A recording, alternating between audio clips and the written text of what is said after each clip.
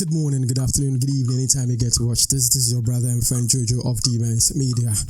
Today, I'm kind of sad and I'm happy, kind of mixed feelings. Now, before I start this video, please permit me to quote from the very first president of Ghana, His Excellency, the late Dr. Kwame Nkrumah. I am not an African because I was born in Africa, but I'm an African because Africa was born in me. Now, Africa is beginning to take a stand. Africa is beginning to make a statement. Africa is beginning to position itself where it is supposed to be positioned. But we all know we have great enemies that don't want the unity of Africa, because unity is strength. So the moment they begin to see countries in Africa beginning to integrate, beginning to come together, beginning to form the synergy, they don't like it. They are not comfortable. I'm not even going to say very comfortable. They are just not comfortable to see that happening. Why am I saying this? Anytime any head of state of Africa had tried to unite Africa, to let us come together to build that energy, that bond, they will do whatever they can to bring segregation. It was not enough for them to sit in Berlin to share Africa like cake, as in who takes what. Anytime they see one country trying to break loose out of this kind of chain, it becomes a big deal. What is their way of dealing with it? They send somebody to take you out. And I'm not just saying this for the sake of saying this. They topple government. I can literally see, we can tell some of them happened in our time. Some of them happened before our time. Dr. Kwame Nkrumah was literally overthrown by the CIA Americans. Muammar Gaddafi was overthrown by America. Now we can literally, if we are not careful, we're going to have history repeating itself in a form like it is just playing in. But the thing here is that the Africans that they have known those days are not the same Africans that they are witnessing or experiencing in this particular dispensation that we are in. Our ancestors may not be here physically, but they are with us spiritually. What am I talking about?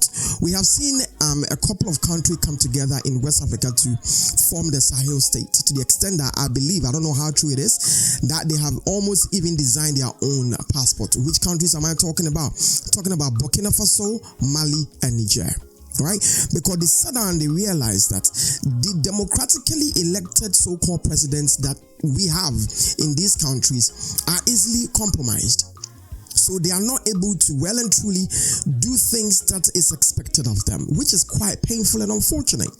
Now, after these three states had come together to say we are pulling out of ECOWAS, because obviously they realized that ECOWAS isn't well and truly doing that which is expected of them. So they said, why should we belong to a group that their mandates and what it is that is expected of them, we are not seeing them? So why must we be there?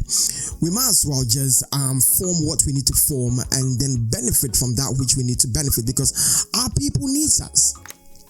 Now, recently we could all see how popular and how the support for one particular president, who happens to be Ibrahim Traore, has become. As a matter of fact, I can confidently say the whole Africa, the youth are rallying behind that man. They are rallying behind that man. And when you go to Burkina Faso, the people that he is working with, they are solidly behind him. He's young, he's energetic, he's smart.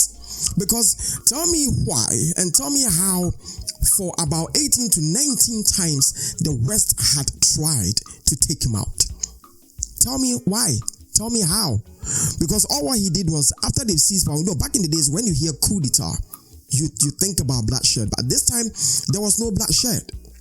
They took power and started putting things together, started getting rid of things that they need to get rid of, people that they need to get rid of. They got rid of them, and the West is just not happy because there was a mining concession that belongs to some kind of American company. They bought it back to the States and got rid of them. Got rid of France's military, whatever that they have over there. Literally, they are buying things that are supposed to belong to the state, that the democratically elected president had allowed such rot and filth to go on. And he's saying that, no, I'm not going to entertain this. Thank God for loyalty that he's got from his own people. Now, to top it all off, I quoted by saying, I'm not an African because I was born in Africa, but I'm an African because Africa was born in me, by Osajifo Dr. Kwame Nkrumah. I quoted that at the back of this, right? It is in the public domain now that Burkina Faso put out there that the recent assassination attempt, it was orchestrated, planned in Cote d'Ivoire, which is just a country not far from Burkina Faso. Now, there's another thing that I'm beginning to be a little bit disappointed in when it comes to the AU, African Unity, and then ECOWAS. If they are not able to say anything, I get it. Ghana president is trying his best. He's got an envoy liaising with these three states, trying to bring them back into ECOWAS. I get it. I appreciate that. But if AU does not say anything and anything happens to Traore, if the ECOWAS are not able to make sound, need to put out statements, and anything happens to that guy, because now it is apparent that the West wants to take Traore out. Now let's watch this video that Burkina Faso put out, and then we come back to continue from there. It should be noted that the masterminds outside the country are all located in Côte d'Ivoire, including the aforementioned Bahare Abdrahman. The intelligence services followed the maneuver, which, according to the plan of the terrorist conspirators, was to culminate on Wednesday, April 16th, 2025, in an assault on the presidency of Faso by a group of soldiers recruited by the enemies of the nation. The plot is actively continuing from their operations center in Abidjan, with the objective of sowing chaos in Burkina Faso before the month of June. According to this shocking press release from Burkina Faso's minister in charge of security, the following revelations from Burkina Faso's intelligence services have just exposed a chilling betrayal, a coordinated plot involving military deserters, foreign actors, and terrorist leaders, all aimed at collapsing the country from within and placing it back under the grip of foreign control. This wasn't just an attempted coup. It was a full-blown scheme to dismantle a rising sovereign nation. And yet, it failed. Pay attention and listen all through for more details. You will be... Welcome back. So this is not me saying, you heard it.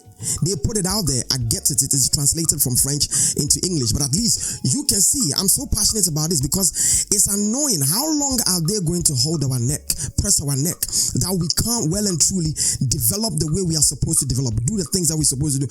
Why? Because policies are not going right, and you just come in to take whatever it is you want to take, and you still have influence and access to our mineral resources. And there's something that bugs me. It bugs me. I don't understand. Perhaps people that accept this kind of bribes to commit such atrocities have not really come to think about it. The West will give you millions of dollars, or whichever currency you would want to reference it with. They will give you millions of that currency and they will take it back. Let me tell you how they take it back. Let's say they give you $20 million to assassinate Traore, right? Who is doing fantastic, because what the man has done. Look at this list over here. Look at this. For just 2.5 to get into 3 years, these are the things that the man has done. There are countries in Africa that for 10, 20, 30 years, they've not been able to achieve that which this man has achieved in 2.5 to 3 years. Now, the people that allows themselves to be compromised and they are giving them money.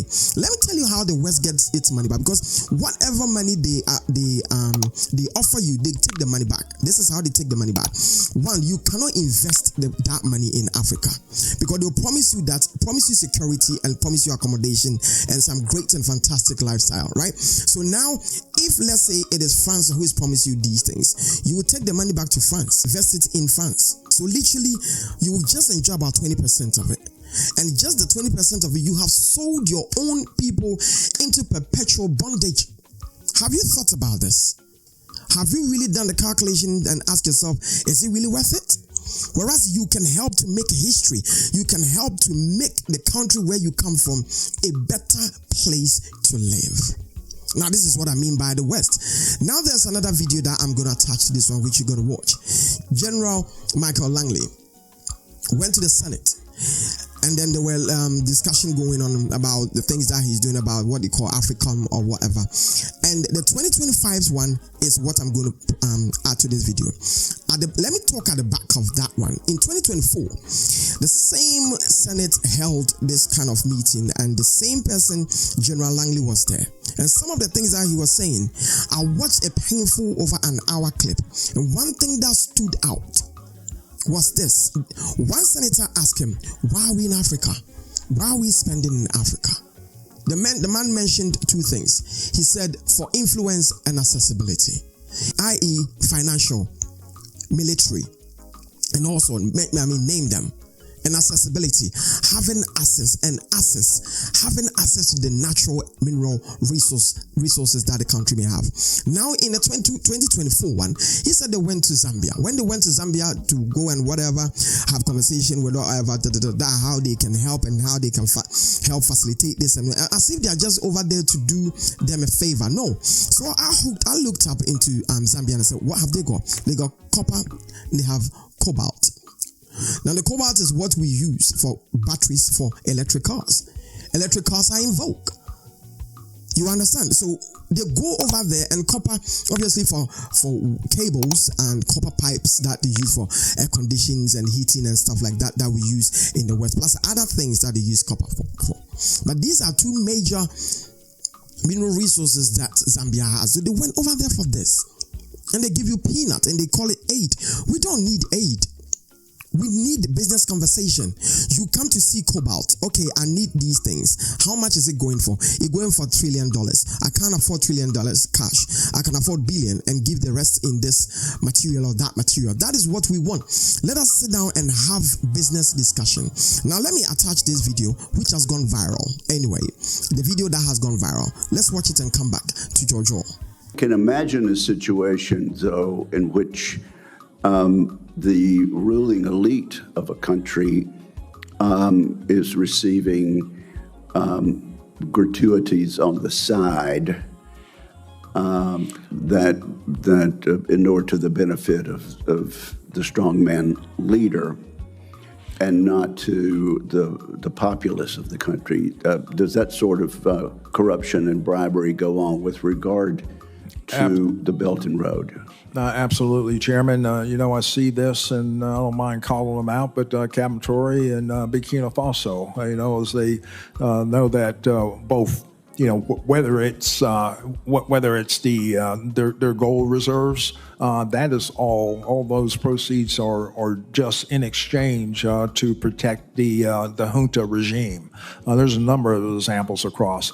Even in Sudan, what's going on with the rapid support forces and Burhan of the Sudan forces, when you get down to it, is all about the revenue that can be drawn out of that. And there are nefarious actors in the CCP and sometimes Russia are complicit in those activities.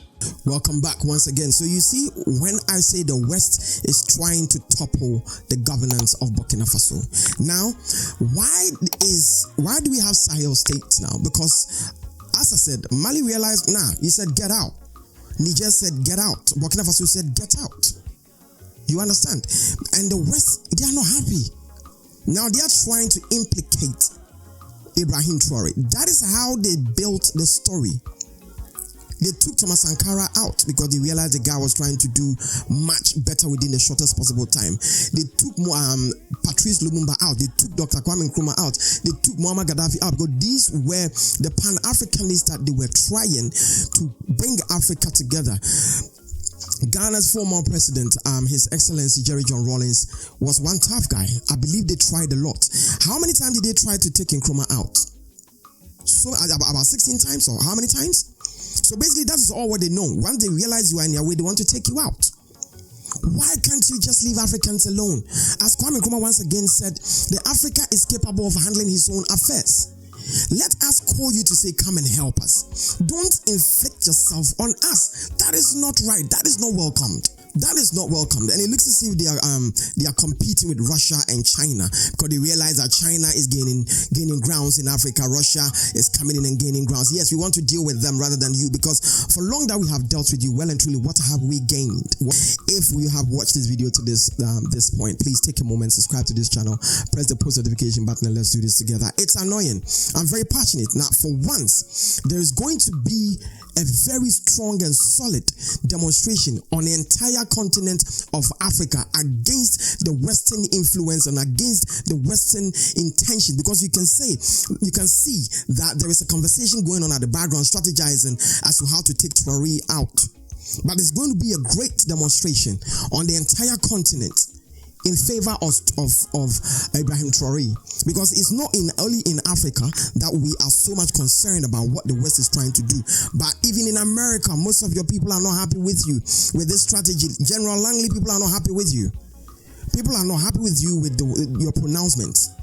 We are not taking that. If anything, once again, should happen to Ibrahim Traore, and prior to that, ECOWAS does not say anything and AU does not say anything, then it is going to be confirmed that, as there's an underground saying that most of the presidents in Africa, the democratically elected presidents, and most of them are puppet to the West, then it comes to play. It comes to play, because we can't allow these things to happen. That is wrong. Leave us alone. Come, let us have business conversation. If we come to you to ask for help, then let's have that conversation. Until then, leave us to handle our own. Leave us to handle our own affairs. We are capable of handling our own affairs. By the end of the day, I keep on saying this. What do I know? But still, it's my take.